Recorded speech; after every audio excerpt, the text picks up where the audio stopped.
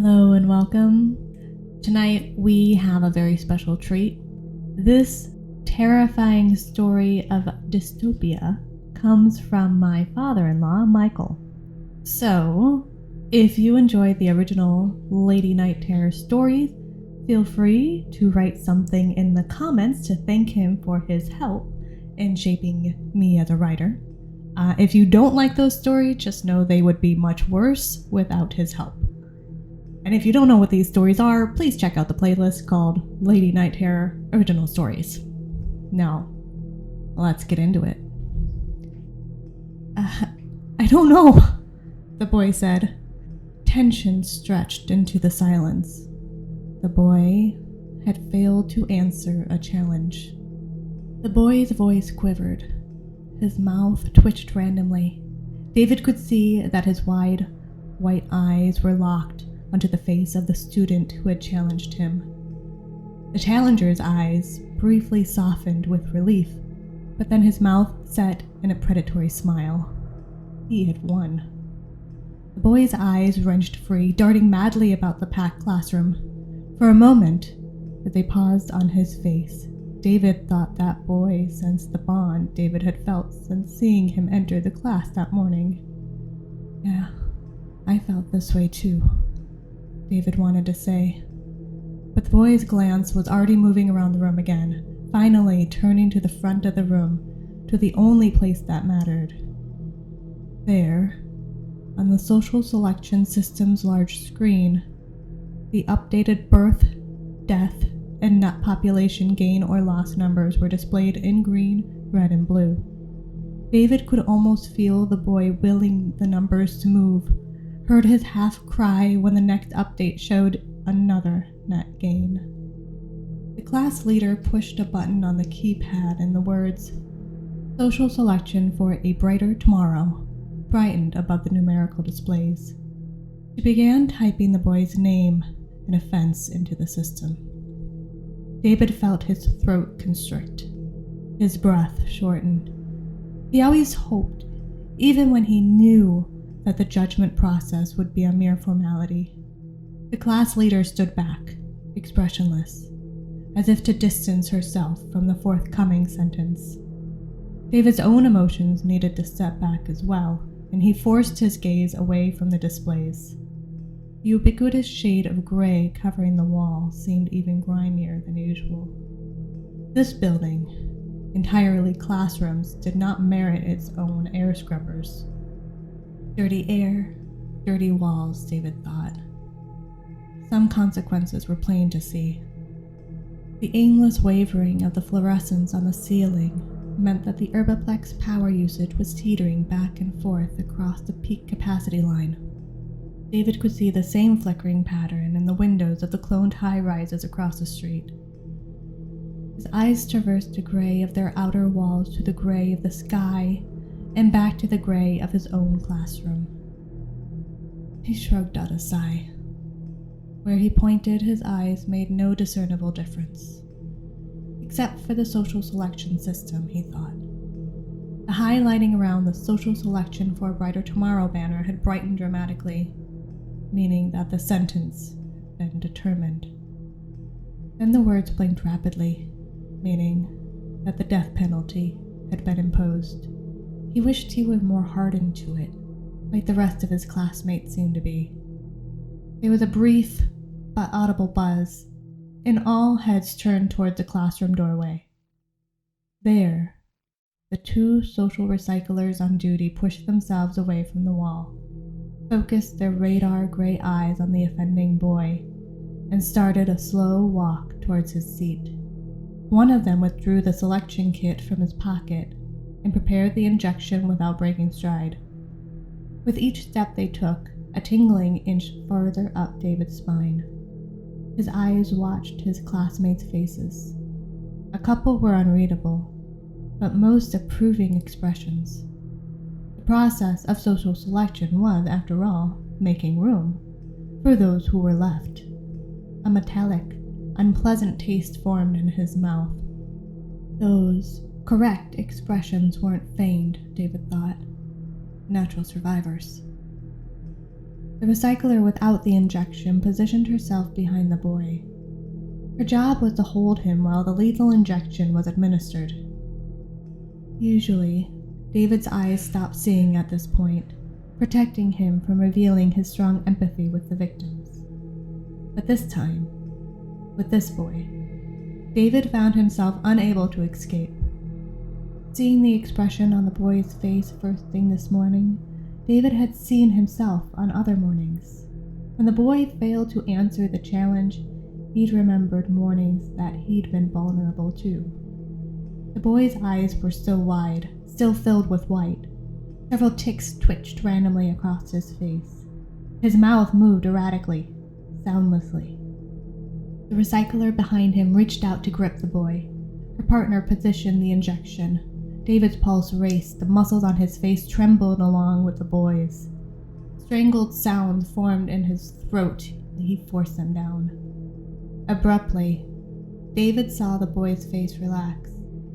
His shoulders ease, his arms drop. Perhaps he submitted, David thought. But just before the needle stabbed into his carotid artery, the boy's face broke into a wide smile. His head turned, his eyes softened. The boy's arms rose slightly as if in greeting, and his smile spread across his entire face. Emotion swirled in David. He was breathless, confused.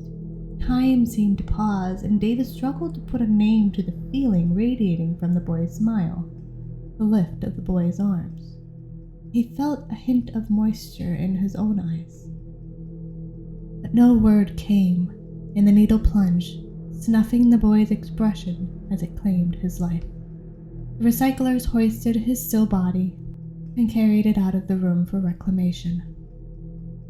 The gene pool or the cellular pool. One way or another, you ended up in service to your species. David released his pent-up breath. He felt groggy. At the front of the room, the class leader reached out and pushed the selected pad, and the highlighted words quit blinking. David stared intently at the numbers.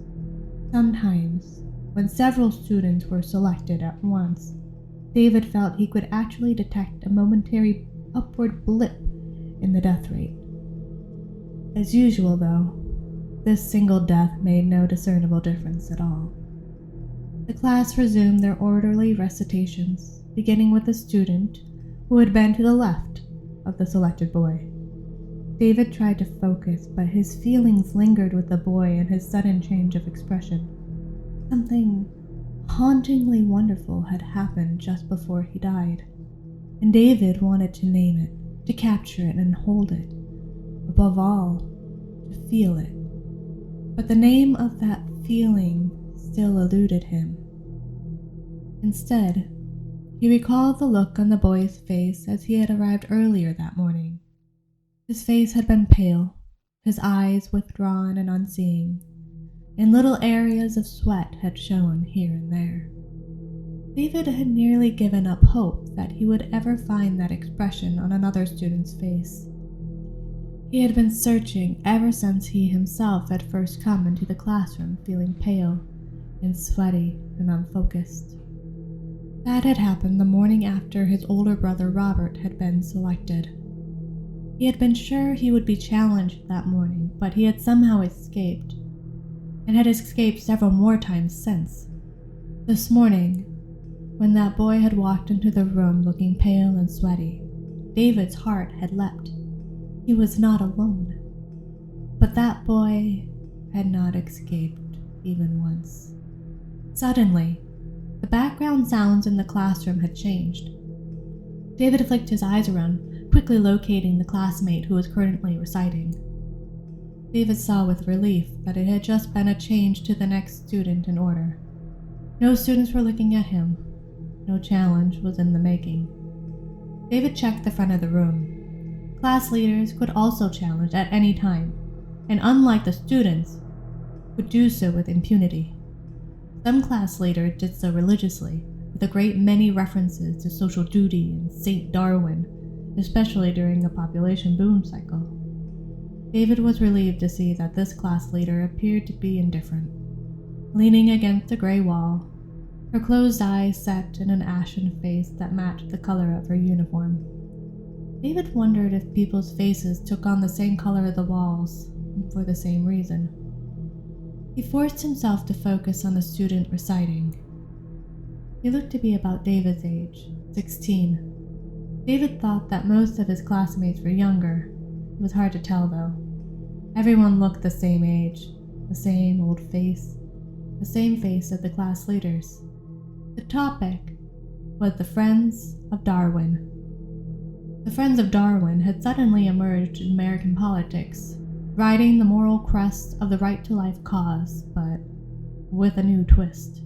A world with finite resources did indeed need population limits, they had argued, but birth control was going about it backwards.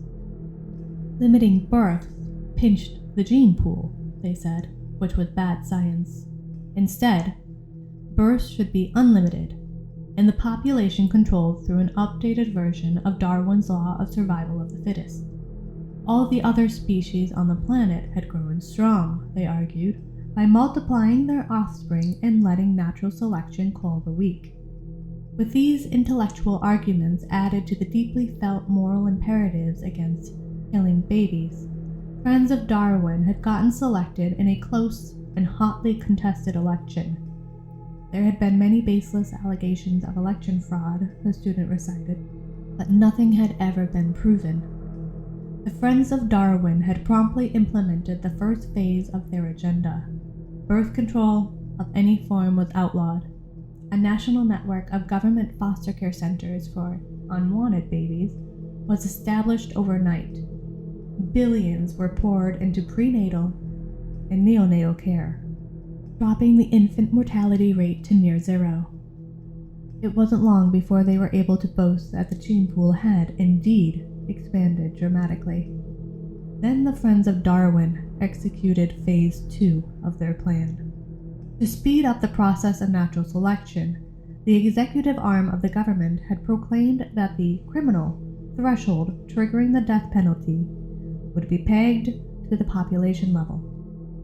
As of that moment, they announced, theft of any magnitude would be punished by lethal injection. The business arm of the United States government proceeded to make this enforcement of this policy practical with the social selection system, which tracked all births and deaths and ranked every known activity which slowed or retarded species survival. There was only one penalty in the system, a system now installed in every facility where people were tested for social purposes. Who had won every election, always by narrow margins since its implementation. An uncomfortable tingling itched at David's neck, and he snapped back to the present. His eyes quickly picked out several students, shooting him speculative glances, as if calculating the chances of successful challenge. On this topic, David knew he could answer any challenge, but his stomach tightened and his jaw clenched anyway. Images of the boy's dying look flitted across his vision. The reciting student was now expounding on the anticipated long-term benefits to the human species of the Friends of Darwin strategy. David knew them by heart. The executive arm was constantly issuing Brighter Tomorrow bulletins full of hopeful predictions and laudatory reports of progress. All David saw was too much pollution, too little food, too little energy, and, as the classroom displays made obvious, too many people. The government, between bulletins, did acknowledge their ongoing inability to bring the population level down to a more manageable number. They blamed political pressure, said that every time they started to make progress, the other parties in Congress would start accepting their constituents from the process. David didn't believe that this was the real problem. His mother's life was testimony to the real problem. His mother had birthed David, 2 older sisters, and himself at comfortable 24-month intervals. Then Robert had been selected. Robert was 8 years old. His mother had quickly produced 2 new siblings, 11 months apart. The youngest was still nursing, and the other still in diapers when his 2 older sisters, Colleen and Jessie, had both been selected in the same week. At age 5, David had suddenly become the oldest. He was standing outside his parents' bedroom door when his father delivered the news of Jesse's selection. He remembered that his mother didn't cry. David heard only a strained whisper, "I can't keep up." The selection process wasn't solving the expanding population problem, David had thought. It was causing it. Movement in the classroom jolted David back to the present again. He glanced around the room and found that the number of students sending him speculative glances had increased. The Friends of Darwin recitation had finished, and the next student in turn had begun speaking on Friends of Darwin recruiting stations. And the next student in turn had begun speaking on Friends of Darwin recruiting stations. It was another safe topic, and another topic that David knew well, too well. David stared back at the would-be challengers, wishing they would all go become recruits. Under his return stare, some of their faces turned away, but some remained. David tried to concentrate, but the topic was tied to memories that he could not push away. The government had proposed the recruiting stations as a way of getting around the tug-of-war over the death rate. Ask for volunteers.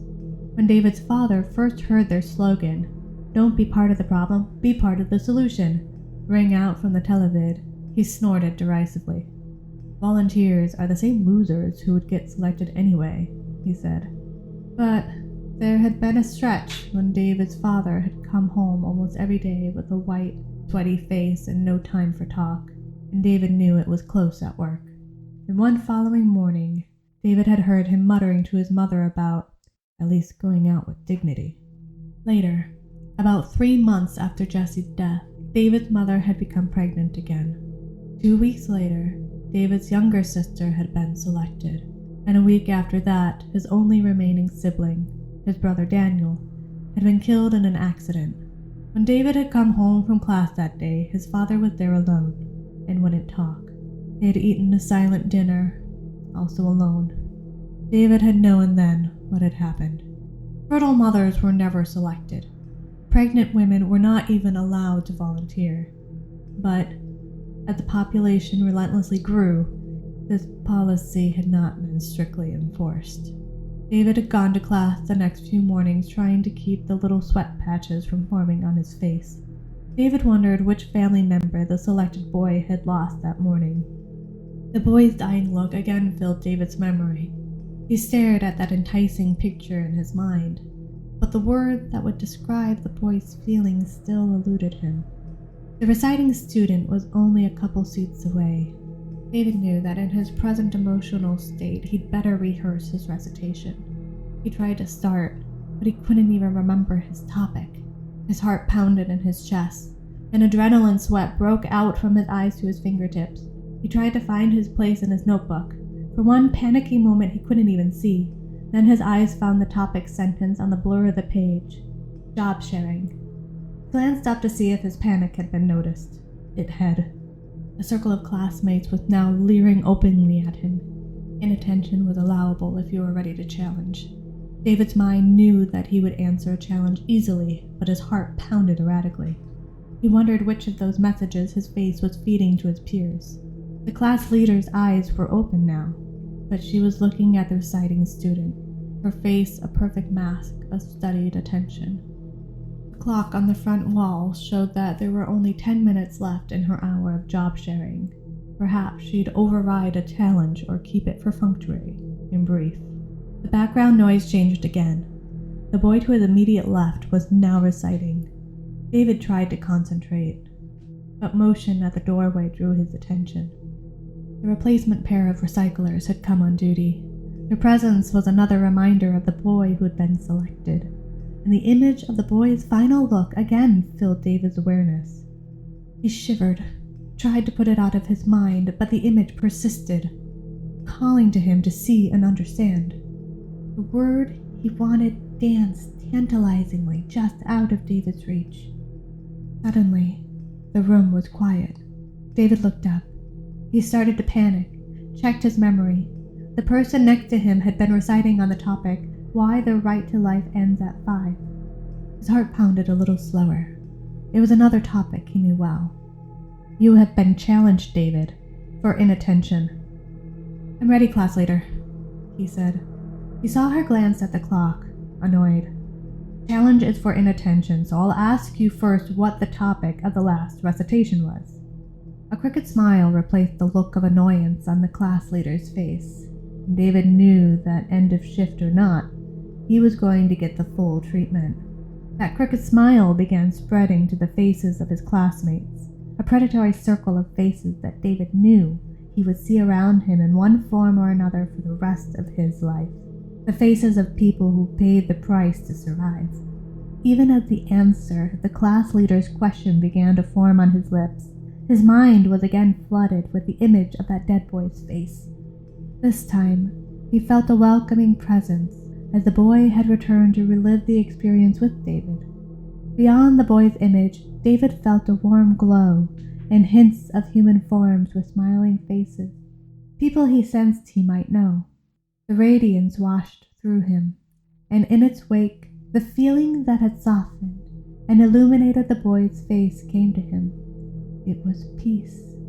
David's whole body shuddered, loosening the tension in his shoulders and face. He sat up, took a deep breath, and looked around him. There was nothing here he needed to say goodbye to. He opened his mouth to answer the challenge. He knew a brief twinge of regret that his father couldn't see that he was leaving with dignity. I don't know, David said. Thank you so much for listening. If you enjoyed the story, please hit that like button and subscribe if you haven't yet. Consider checking out the story on the screen now. It's about a troubled young boy, and it's the most popular video on the channel at present. I'll see you in the next one.